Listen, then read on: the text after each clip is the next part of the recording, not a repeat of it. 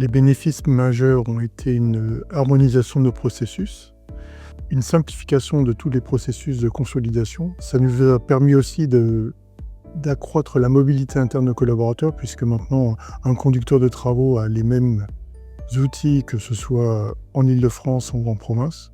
Et ça nous a permis des économies d'échelle, puisqu'on a réduit un peu le staff administratif, puisque beaucoup de tâches répétitives ont été éliminées grâce au nouvel outil. Donc l'entreprise, le groupe a mis un effort significatif, a investi lourdement dans ces systèmes, que ce soit un ERP, on a investi dans un SIRH, on a investi dans beaucoup d'applicatifs métiers, on a aussi une problématique de sécurité. Donc aujourd'hui, c'est devenu un des leviers stratégiques majeurs de notre développement au niveau de l'organisation interne de l'entreprise. Il y a un premier enjeu très fort d'harmonisation de nos processus sur l'ensemble des directions de région.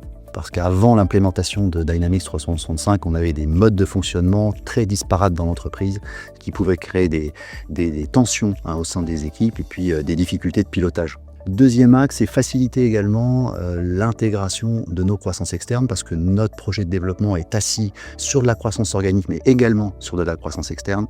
Et quand on a un outil pleinement performant, on est encore mieux en mesure d'intégrer les nouveaux arrivants dans l'entreprise. Alors on est en train, sur la base de l'outil, de revoir complètement notre organisation de suivi de la marge des affaires, notamment au travers des réunions de suivi de compte mensuel.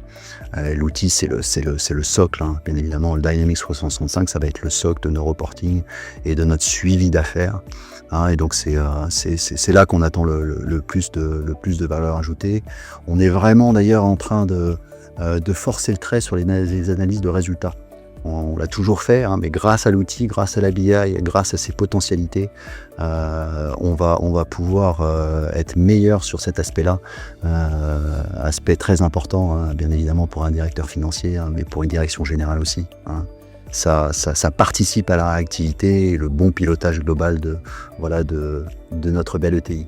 Alors l'évolution, elle est particulièrement effective aujourd'hui dans la façon de travailler parce qu'on commence véritablement à digérer la mise en place du projet, à utiliser à plein ces nouveaux outils. Je pense qu'on est dans la phase aujourd'hui où on va pouvoir enregistrer un retour sur investissement et une véritable avancée dans nos modes de fonctionnement et je pense notamment au pilotage de la performance.